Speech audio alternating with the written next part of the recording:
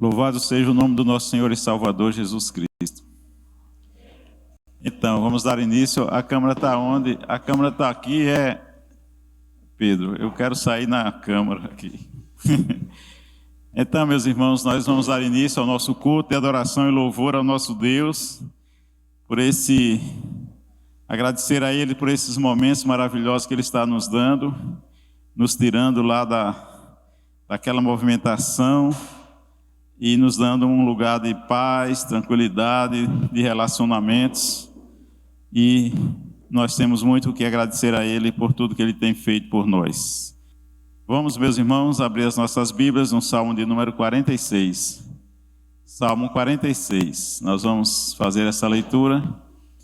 Eu vou pedir aos irmãos que fiquem de pé e com toda a reverência a gente vai fazer essa leitura a uma só voz. O Salmo é conhecido, Deus é o nosso refúgio e a nossa fortaleza. Vamos ficar de pé, vamos ler com toda entonação que a leitura que o Salmo requer de cada um de nós.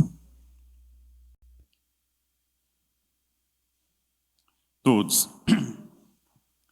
Deus é o nosso refúgio e fortaleza, socorro bem presente nas tribulações. Portanto, não temeremos, ainda que a terra se transtorne e os montes se abalem no seio dos mares. Ainda que as águas tumultuem e espumejem, e na sua fúria os montes se estremeçam. Há um rio cujas correntes alegram a cidade de Deus, o santuário das moradas do Altíssimo. Deus está no meio dela, jamais será abalada. Deus a ajudará desde antemanhã. Bramam nações, reinos se abalam.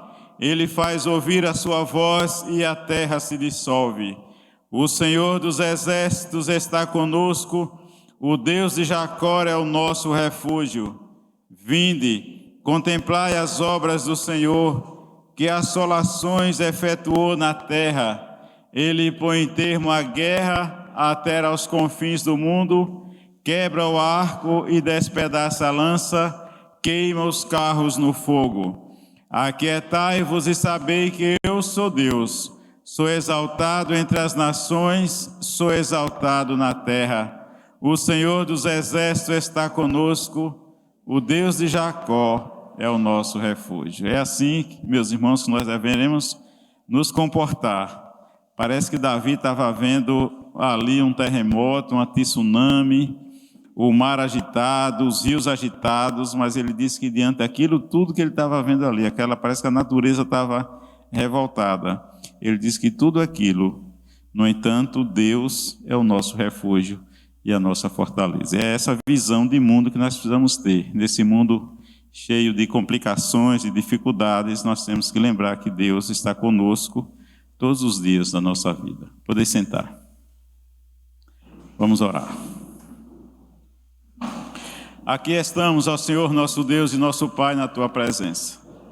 Primeiro queremos externar, Senhor, por essa oportunidade que o Senhor nos concede em ter nos tirado da nossa cidade, daqueles momentos de muita agitação. E aqui o Senhor nos trouxe para que nós possamos, junto com os nossos irmãos, estar convivendo mais uns com os outros, conversando mais uns com os outros, tendo momentos de paz, de muita oração, e também ouvindo, Senhor, a exposição da Tua palavra. Senhor, nos abençoa durante todos esses dias que estaremos aqui. Hoje, durante o dia, foi um dia abençoado, maravilhoso. Agora à noite, nós queremos que o Senhor fale aos nossos corações na exposição da Tua palavra, amanhã, durante todo o dia e na segunda-feira. Queremos que o Senhor abençoe também aqueles irmãos que não puderam estar aqui, mas onde quer que a Tua igreja esteja nesse momento, que a Tua graça e a Tua misericórdia possa estar sobre cada um deles.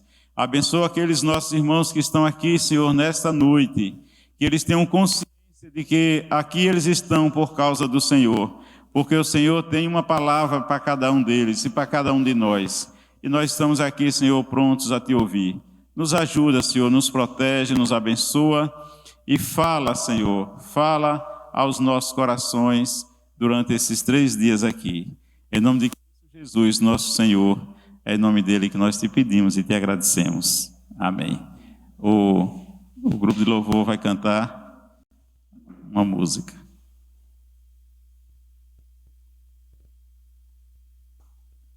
Reina em mim.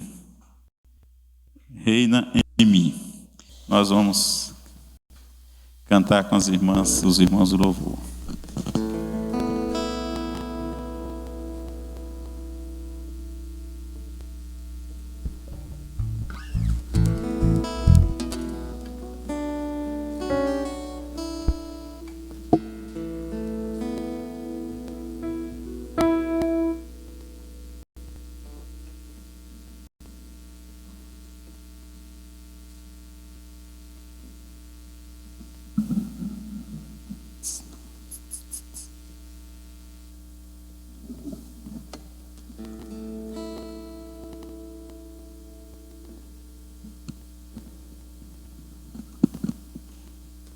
Boa noite, irmãos. Vamos colocar de pé para cantar.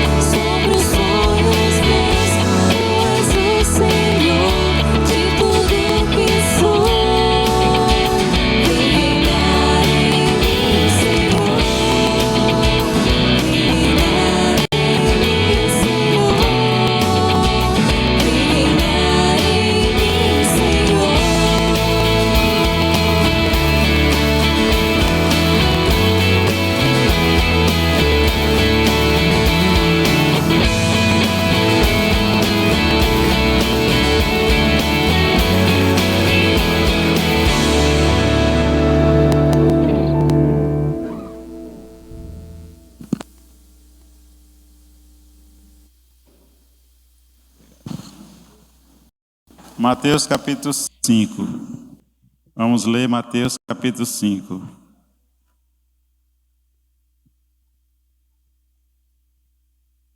até o versículo 16. Eu vou ler os versículos ímpares e os irmãos os pares. Prestem atenção o que a palavra de Deus tem a nos dizer. Aqui é o Sermão do Monte, o começo, a primeira parte do Sermão do Monte. Vendo Jesus as multidões, subiu ao monte e, como se assentasse, aproximaram-se os seus discípulos. Bem-aventurados os humildes de espírito, porque deles é o reino dos céus.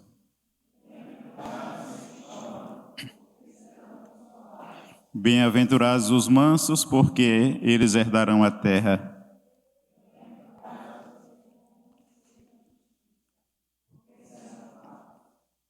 Bem-aventurados os misericordiosos, porque eles alcançarão misericórdia.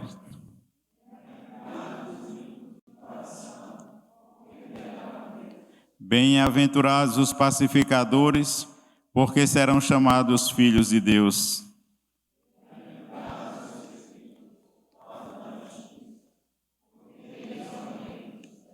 Bem-aventurados sois quando por minha causa vos injuriarem e vos perseguirem, e mentindo disserem todo mal contra vós.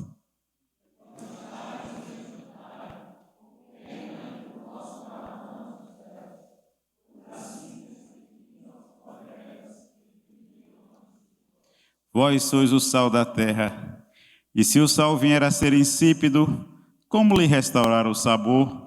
Para nada mais presta senão para, lançado fora, ser pisado pelos homens.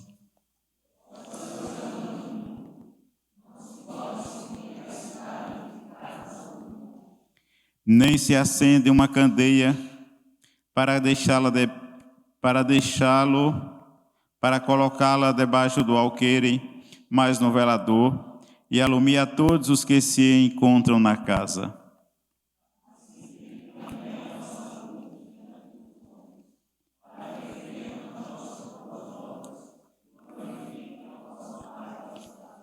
Que Deus abençoe. Que texto maravilhoso, né?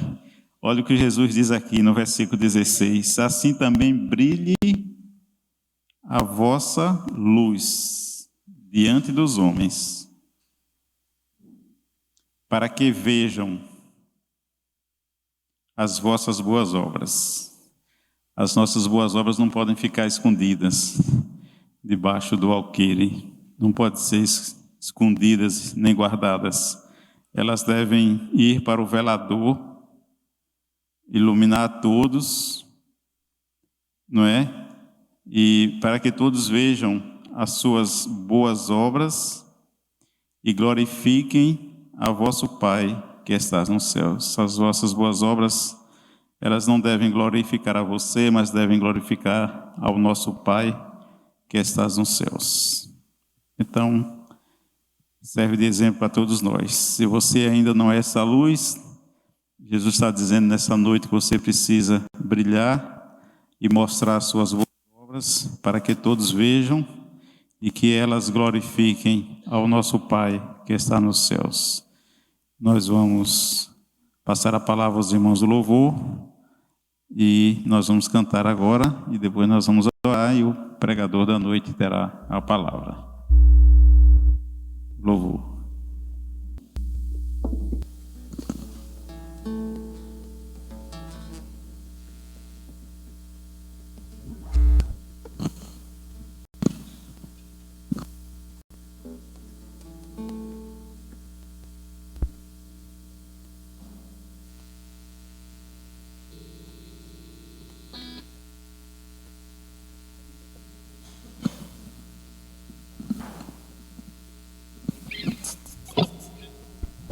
Vamos ficar de pé mais uma vez, irmãos, para cantar com mais força.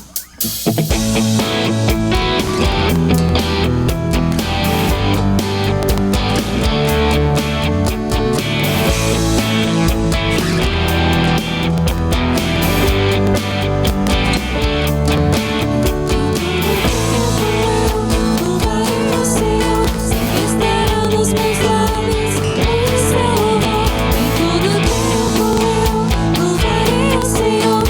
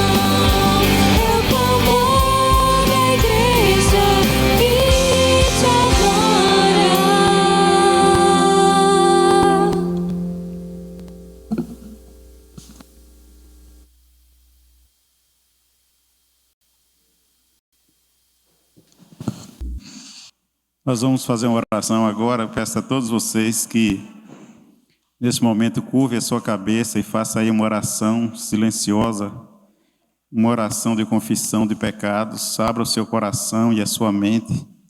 Confesse a Deus todos os seus pecados que você cometeu por palavras, por atos, por gesto, por alguma dificuldade de relacionamento com seu irmão. Esse é o momento para você fazer essa oração. Eu peço a todos vocês que, nesse momento, curve a sua cabeça e eleve o seu pensamento a Deus. Que Deus faça com que você esqueça qualquer outra atividade e comece a pensar na palavra que vai ser exposta daqui a pouco e que Ele fale aos nossos corações também aqui. Oremos.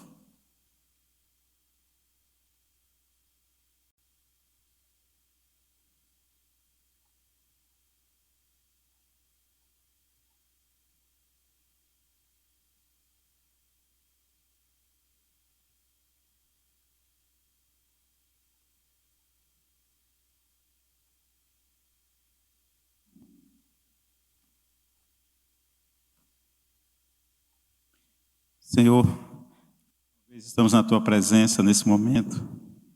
Desta vez, Senhor, para te pedir perdão pelos nossos pecados.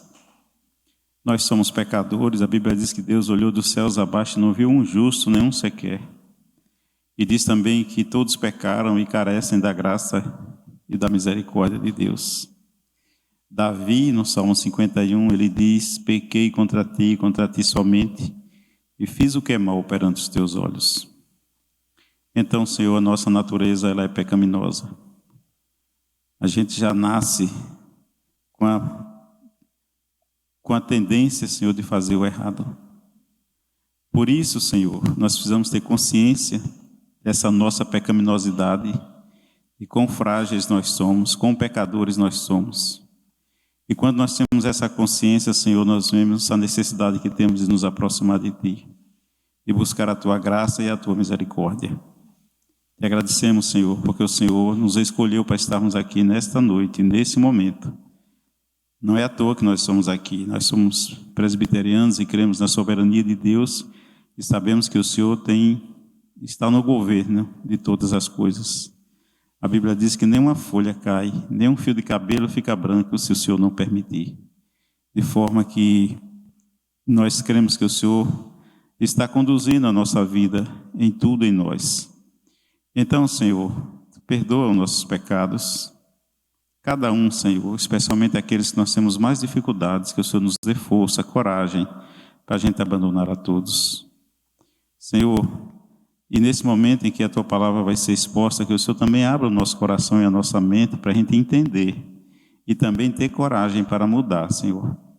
Fica conosco, Senhor, em nome de Jesus, aquele que deu sua vida, que morreu, que derramou o seu sangue por nós. É em nome dele que nós te pedimos e te agradecemos. Amém. Com a palavra, o reverendo Edivaldo.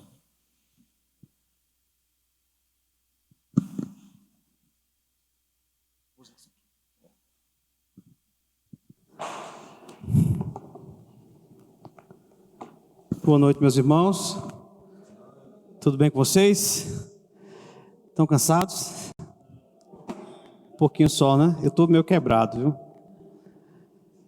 Mas estou feliz por estar aqui com vocês, por ter esses momentos de alegria. É muito bom, irmãos. Como o salmista diz, como é bom e agradável estarem juntos os irmãos, desfrutar da comunhão, dessa harmonia santa que vem do céu. Meus irmãos, nós estamos tratando sobre o segredo do contentamento. Esse é o tema geral que estamos ministrando. E na primeira palestra, hoje pela manhã, abordamos o seguinte tema: a natureza do contentamento. E observamos algumas lições. A primeira lição que nós observamos foi que nós podemos viver contente. Você pode viver contente, e nós sabemos disso porque Paulo alcançou o contentamento. Paulo, porém não alcançou contentamento por ser um super humano, um super crente, um super espiritual. Mas ele disse: tudo posso naquele que me fortalece. E segunda lição que nós aprendemos é que você precisa aprender a ter contentamento. Paulo ele afirma 2 vezes que aprendeu a estar contente. Então nós precisamos ter o nosso pensamento reprogramado. Nós precisamos reconhecer a providência de Deus em cada situação que enfrentamos, mesmo quando somos maltratados por homens ímpios, pelas circunstâncias que muitas vezes nos esmaga a nossa saúde, esmaga relacionamentos. E nós observamos que a graça de Deus que opera em nosso coração nos dá tranquilidade interior, apesar das circunstâncias exteriores. O que vale é o que está aqui dentro do nosso coração. É isso que importa, é isso que importa. E então hoje à noite nós vamos falar sobre a necessidade de contentamento cristão. Então, primeira palestra, nós falamos sobre a natureza do contentamento, que é confiarmos no Senhor, nos deleitarmos naquilo que Deus é. E eu citei até uma frase de John Piper, né, que Deus é mais glorificado em nós quando nós estamos mais satisfeitos nele. Esse, meus irmãos, é de fato a natureza do contentamento. Então, vamos para Filipenses, capítulo 4. Vamos ler a partir do versículo 4 até o versículo 6. A necessidade de contentamento cristão.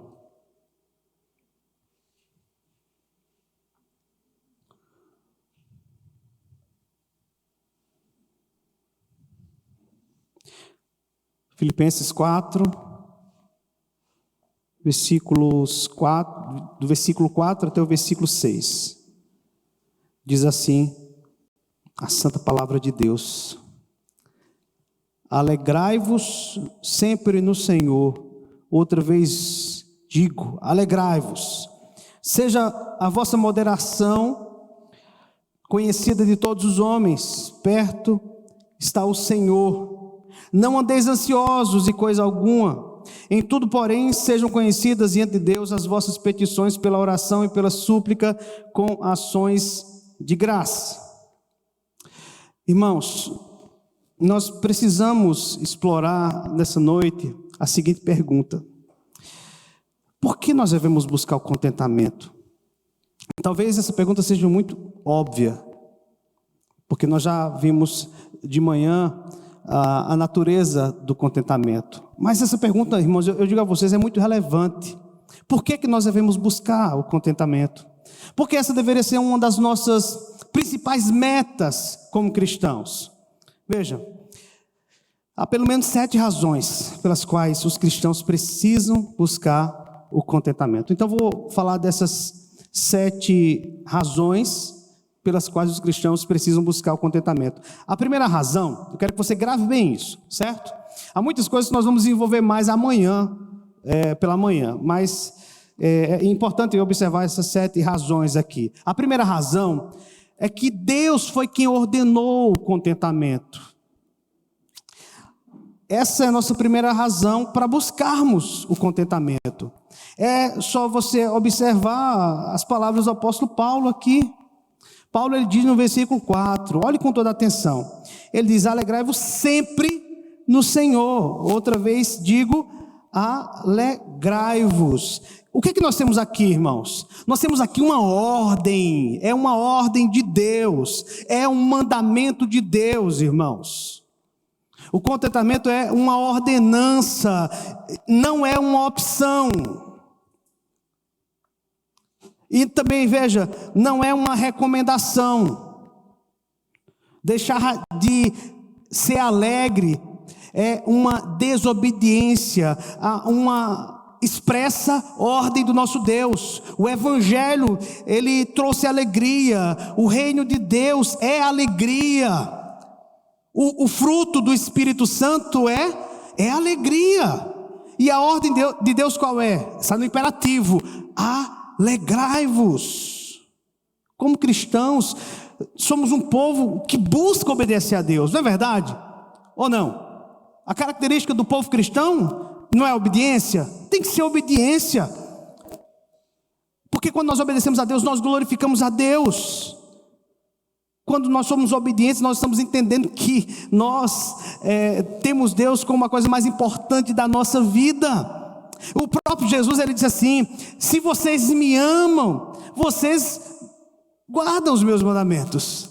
Se realmente há amor por mim nos vossos corações, vocês então devem guardar os meus mandamentos. Então, se Deus ele ordenou que vivêssemos contentes, irmãos, é para o nosso bem e para a glória de Deus.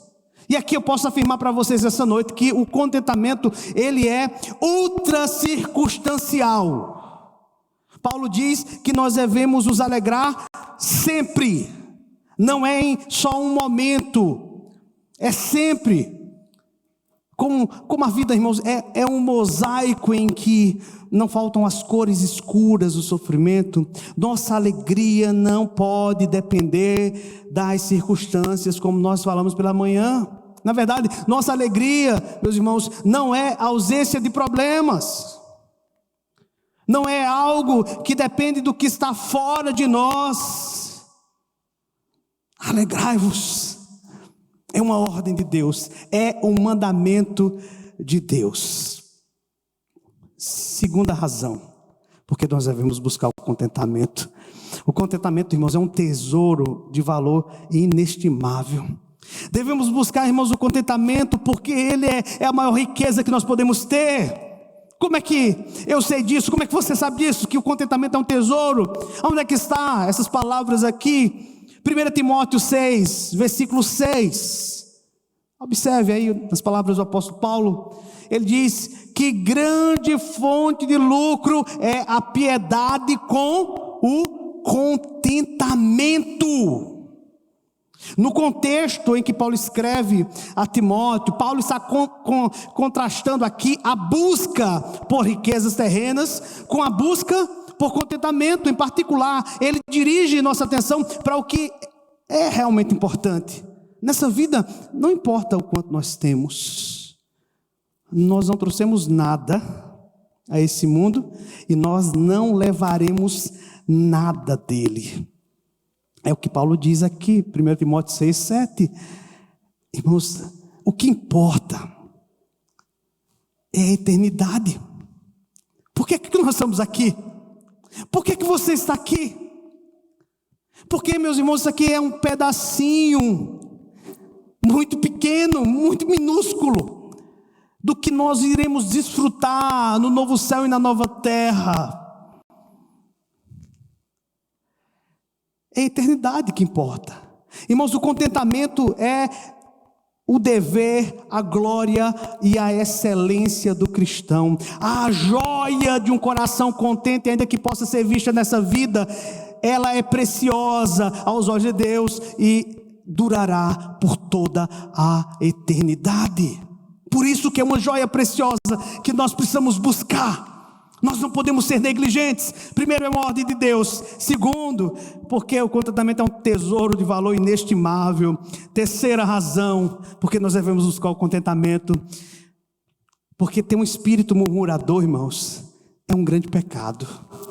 Amanhã eu vou falar das consequências disso, mas é importante que a gente enfatize aqui que ter um espírito murmurador é um grande pecado. Observe que Paulo exorta os filipenses assim: seja a vossa moderação. O que é moderação? É paciência. Seja a vossa paciência no meio da tribulação. Seja o controle do temperamento de vocês diante das tribulações conhecidas de todos os homens. Paulo disse que nós devemos ser moderados, devemos ter um temperamento diferenciado, uma paciência diferenciada. Sabe por quê? Porque perto está o Senhor. Observe aí, meus irmãos, eu quero que vocês olhem para o texto. O advérbio grego aí significa perto, quanto ao lugar ou quanto ao tempo. O Senhor, Ele está ao nosso lado, é isso que Paulo está dizendo, nas nossas lutas. Então, nas crises que nós vemos enfrentar, o que deve ser visto em nós é justamente a moderação, é o controle do nosso temperamento, a paciência. Eu sei que isso não é fácil, irmãos. Eu estou vendo aqui pessoas diferentes umas das outras, pessoas que têm temperamento forte. A psicologia divide, né, o temperamento em várias categorias. A psicologia diz que existe aqueles fleumáticos, que são aqueles mais calmos. Existe o sanguíneo, o colérico, não é? O explosivo. Aquele que se irrita com muita facilidade, que explode, aquele que não tem controle. Isso é uma realidade na minha vida e na sua vida. Eu tenho um temperamento forte e eu preciso controlar o meu temperamento. Certamente você que está aqui, você que é jovem, você que é adulto, as mulheres, os homens, sabem muito bem disso. Por que nós devemos ter um proceder diferenciado? Porque perto está o Senhor. Irmãos, a moderação tem a ver com o controle então do temperamento. Um crente não pode ser uma pessoa explosiva, destemperada, não pode ser uma pessoa sem domínio próprio. Suas palavras precisam ser temperadas com sal, as suas atitudes, elas precisam produzir edificação nas pessoas que ouvem. O nosso caráter, irmãos, precisa refletir o caráter de Cristo. Então, meus irmãos, é importante que a gente observe aqui o contexto das palavras de Paulo, porque quando Paulo fala aqui sobre a questão da murmuração, e ele fala sobre isso no capítulo 2, eu vou expandir mais essa ideia amanhã. Paulo tem em mente quem aqui? O povo de Israel. Quer um povo mais murmurador e mais reclamão do que o povo de Israel? Você conhece alguém mais murmurador do que o povo de Israel? Conhecem? Eu conheço. Nós somos murmuradores. Números capítulo 11 em particular nos dá um vislumbre da natureza do descontentamento e da resposta de Deus a esse pecado que eu vou tratar amanhã. Mas eu quero que vocês possam lembrar que Números capítulo 11 nos mostra o que o descontentamento acarreta e por que o descontentamento é tão grave. Sabe, você está reclamando do seu casamento, reclamando dos seus filhos, reclamando das circunstâncias da sua vida. É um pecado muito grave. Nós não consideramos isso, nós não gostamos de considerar isso, mas é o que a Bíblia ensina. Então, veja, primeiro, murmurar implica em esquecer-se da presença de Deus. Murmurar implica em esquecer-se das bênçãos de Deus. Se você observar o capítulo 10 de Números, nós temos um contraste, no qual nós temos no capítulo 10 a manifestação da presença de Deus. A presença de Deus é destacada. E também no início do capítulo 11. Então você observa que quem está descontente geralmente é uma pessoa que se esquece da presença de Deus e das bênçãos de Deus. Segundo, o descontentamento normalmente nos leva, meus irmãos, a lembrar dos fatos do passado de forma exagerada, como fizeram os israelitas, lembrar do Egito. A murmuração, meus irmãos, está ligada à nossa incredulidade. Sabe por quê? Porque nós questionamos a providência de Deus quando as coisas não estão bem na nossa vida. Nós questionamos a provisão de Deus, porque nós não estamos contentes com o que nós temos, com o que você tem. Conforme nós continuamos a ler aqui Números capítulo 11, você vai observar que Deus em sua graça, Ele provê carne de codornas aqui para que o povo coma. O povo comeu tanta carne, irmãos, que a carne saiu pelo nariz do povo. E mais, Ele não manda pouca codorniz, Ele manda em abundância. O povo fica enjoado de tanta carne. Então, quando nós murmuramos, irmãos, nós não estamos crendo que Deus está no controle. Nós começamos a questionar a capacidade de Deus. Sim, quando você murmura, você está questionando a capacidade de Deus de suprir as suas necessidades. Você não está crendo no Deus que pode cumprir e cumpre as suas promessas. No fundo, murmurar é falta de fé. Ser descontente é falta de fé. Números 11 começa e termina com o juízo de Deus sobre os descontentes. Meus irmãos, nosso descontentamento questiona não só a provisão de Deus, a presença de Deus, as bênçãos de Deus, mas o nosso descontentamento questiona a soberania de Deus. O nosso descontentamento mostra o nosso fracasso em nos submetermos, irmãos, ao senhorio de Deus. A murmuração, então, é um grande pecado que talvez eu e você estejamos cometendo. Quarta razão, porque nós devemos buscar o contentamento. O descontentamento, irmãos, é a origem de muitos dos nossos pecados. O descontentamento, além de ser um grande pecado, ele também é a raiz de muitos outros. Dificilmente o descontentamento vem sozinho. Geralmente, quando você está descontente, existem outras coisas por trás disso. Ele está claramente no cerne da cobiça. Veja como isso é sério, irmãos. Isso é muito sério. Ao discutir o 10º mandamento, o breve catecismo do Westminster, na pergunta 80 e 81, faz a seguinte pergunta: o que exige o 10º mandamento? O 10º mandamento exige o pleno contentamento com a nossa condição, bem como disposição caridosa para com o nosso próximo e tudo o que lhe pertence. O que é que proíbe o 10º mandamento? Resposta: o 10º mandamento proíbe todo o descontentamento com a nossa condição, todo o movimento de inveja, ou pesar à vista da prosperidade do nosso próximo, e todas as tendências ou afeições desordenadas a alguma coisa que lhe pertence. Cobiça. O que está por trás de um murmurador, de um coração murmurador que não está contente com a vida que tem, é a cobiça. Tiago, capítulo 1, 14 e 15, diz assim: ao contrário, cada um é tentado pela sua própria cobiça. Quando essa o atrai e seduz, então a cobiça, depois de haver concebido, dá à luz o pecado. E o pecado, uma vez consumado, gera a morte. Irmãos, a Bíblia oferece vários relatos nos quais desejos pecaminosos levaram a uma série de outros pecados. O desejo de Davi por Betseba levou ao quê?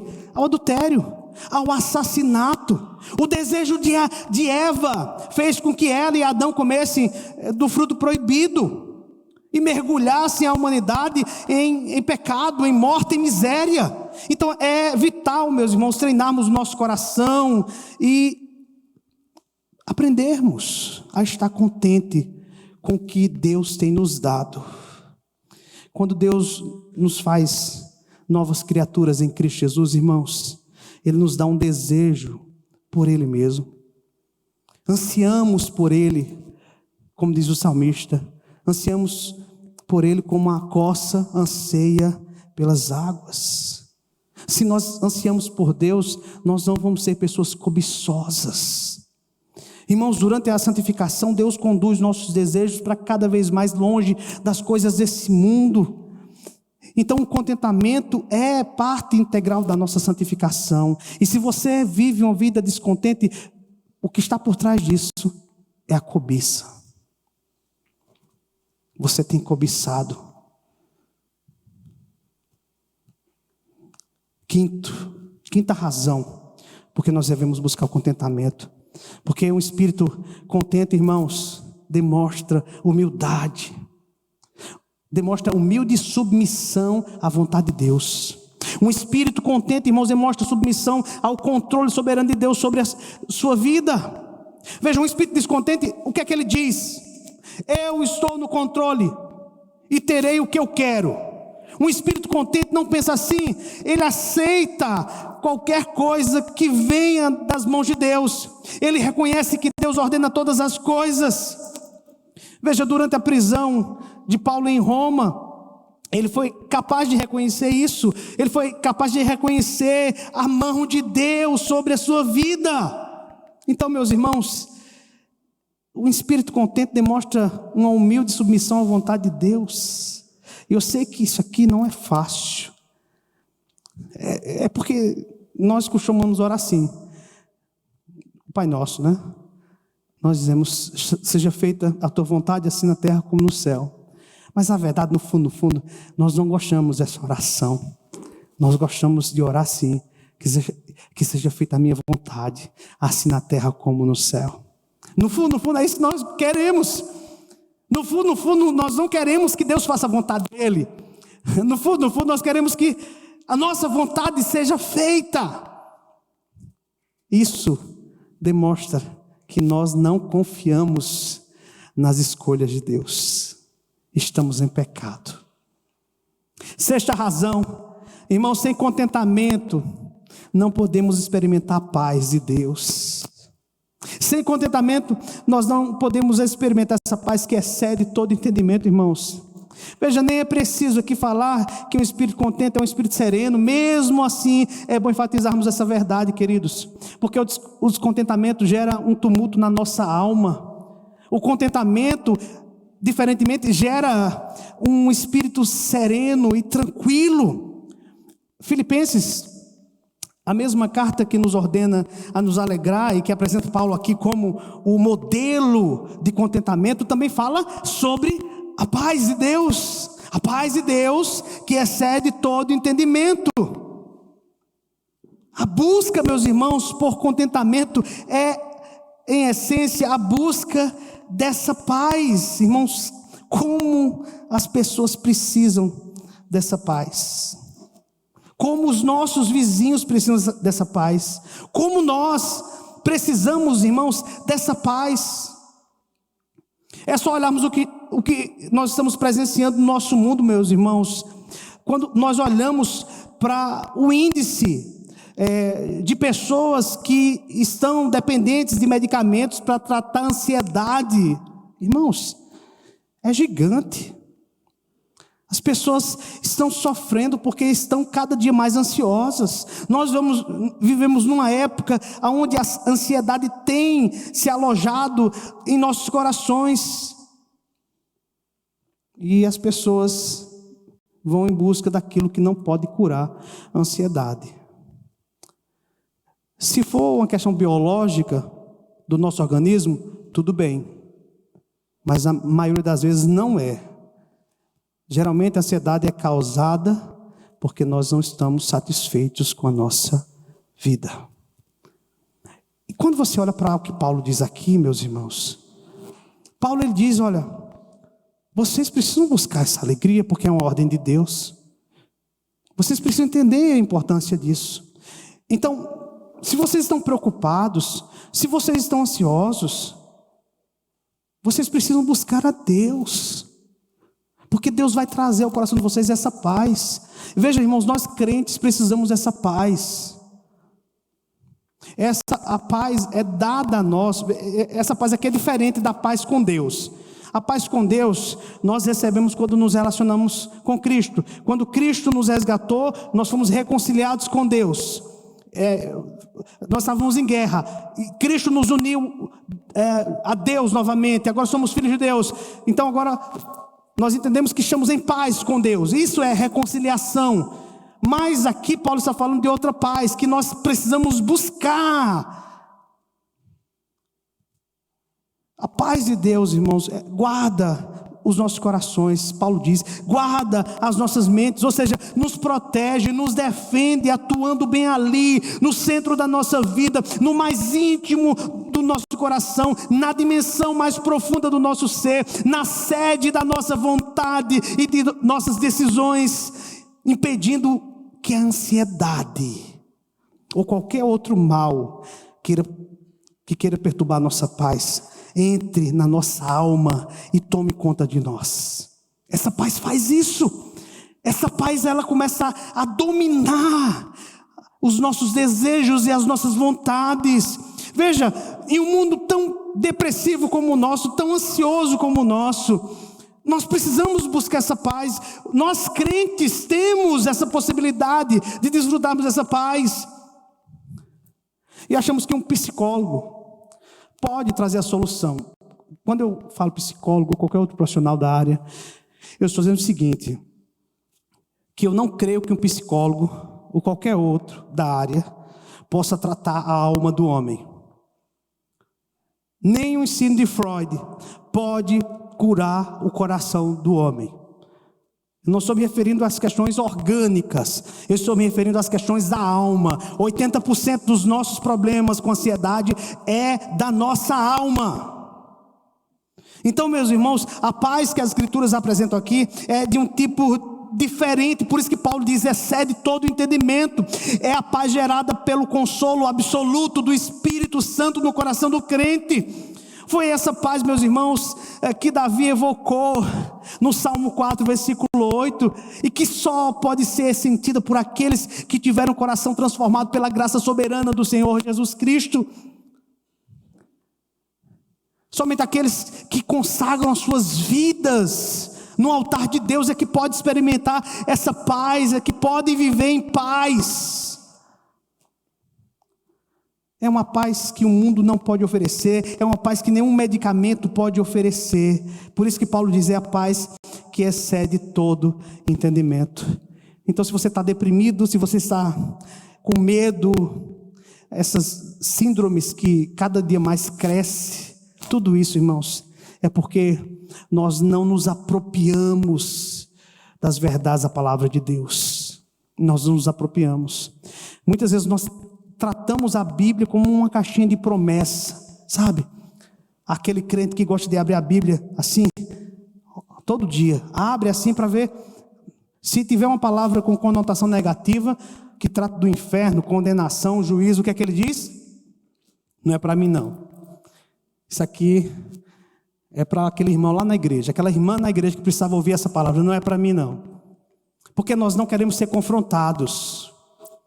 Nós queremos resolver os problemas da nossa alma com soluções paliativas. Soluções paliativas não podem resolver os problemas da nossa alma. Somente Cristo, somente uma comunhão, irmãos, profunda com Cristo é que pode trazer a restauração ao nosso coração. Somente essa comunhão contínua pode destruir os medos que há dentro de nós, irmãos. Somente um relacionamento com muita profundidade é que pode tirar as preocupações do nosso coração. Sabe, quando Jesus, no Sermão do Monte, ele fala sobre não estarmos preocupados com o dia de amanhã. Quantos aqui estão preocupados com o dia de amanhã? Com a segunda-feira, com a terça-feira? Me diga, sejam sinceros, pensa um pouquinho, olhe para vocês aí. Quantos estão preocupados com o dia de amanhã? Jesus diz, basta seu dia, o seu próprio mal. Vocês não podem viver ansiosos pelo que vocês vão comer, pelo vestir.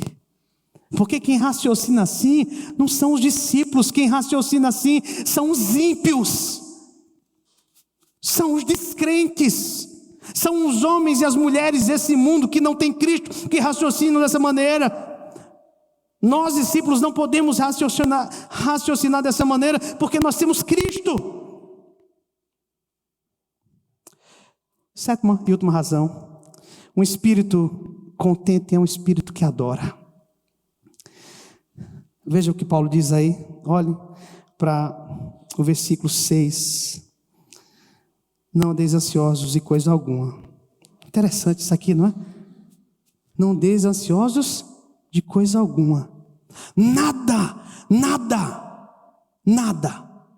Por nada nós deveríamos estar ansiosos. Não andeis ansiosos de coisa alguma. Em tudo, porém, sejam conhecidas diante de Deus as vossas petições pela oração e pela súplica com ações de graça. Aí veja o resultado, não é? E a paz de Deus, que excede todo o entendimento, guardará a vossa mente e o vosso coração em Cristo Jesus. Mente e coração serão guardados. Isso tem a ver com o que, irmãos? Adoração. com contentamento, o que é que nós fazemos? Nós rendemos a Deus a adoração que lhe é devida. O puritano Jeremiah Burgess, ele afirma que a adoração não é apenas dizer o que agrada a Deus, mas também agradar-se do que Deus faz. Adoração, irmãos, envolve encontrar nosso deleite em Deus, e isso só acontece quando nos agradamos do controle soberano de Deus sobre as nossas vidas. Você se agrada? Você tem se agradado do controle soberano de Deus sobre a sua vida? Quando nós estamos inquietos, irmãos, quando nós estamos agitados, quando nós estamos ansiosos, não podemos nos deleitar verdadeiramente na presença de Deus. Isso é verdade. Nós não conseguimos nem orar muitas vezes quando nós estamos preocupados. Veja, semana passada, se você é uma pessoa que vive assim, observe, talvez você não tenha orado da maneira como você deveria ter orado. Deixa o bichinho quieto, ele vai bater aí na parede ou vai sair. Só não bate em mim, pelo amor de Deus.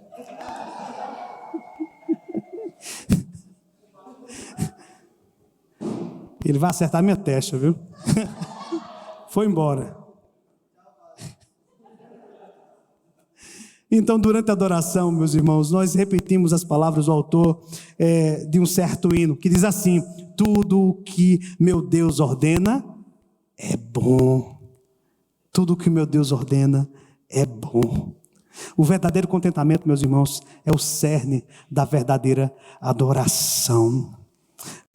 Deixe-me citar as palavras de John Piper aqui. John Piper, ele diz assim sobre isso: nada faz de Deus mais essencial do que a convicção bíblica que a essência da adoração é uma satisfação profunda em Deus. Isso é adoração. Adoração não é só cantar. Adoração é você estar contente, alegre no Senhor, como nós falamos pela manhã. Adoração valoriza a Deus, valoriza a vontade de Deus, valoriza as ordens de Deus. Adoração, meus irmãos, está relacionada a nós nos deliciarmos no Deus que, meus irmãos, tem um valor supremo sobre todas as coisas.